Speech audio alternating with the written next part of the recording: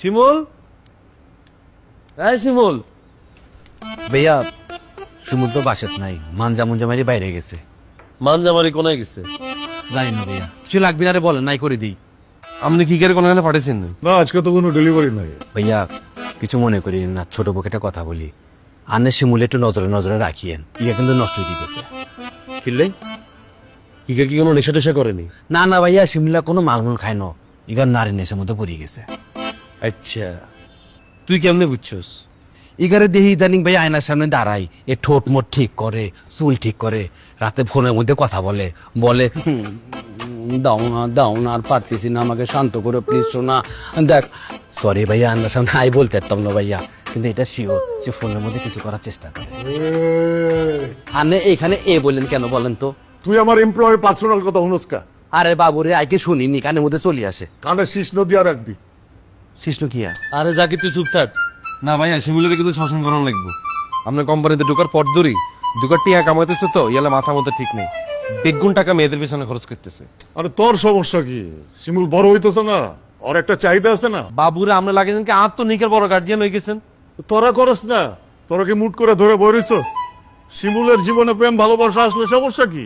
ভাইয়া রে, প্রেম ভালোবাসা তো ভালো জিনিস, ইকা তো টাকা খরচ করে আকাম করতেছে। তুই করস না? মেচ্ছে আই জাকির উল্টা মাইয়া কতন টিয়া লুটি পুটি খাই। খুব ভালো কাজ করতেছ। অবশ্যই করতেছি। আরে ভাইয়া, শিমুলটা যদি খারাপ হয়ে যায় আমরা তো কিছু হইতো না।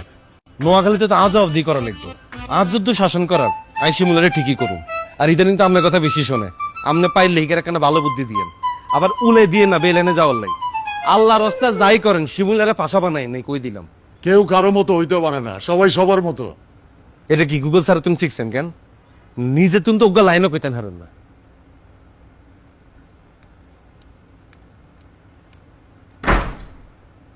ভাইয়া এ দিলেন না, বুড়া খারা দিতেছি। আনন্দ মিয়া নজর খারাপ নজর ঠিক করেন। চাকরিরা গুলাম আজকে তোর নামে গুটি করছে।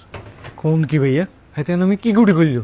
আরে বেটা, তুই রেডিমেডি হয়ে বাইরে গেলি না, কামিলা তোরে খুঁজতেছিল।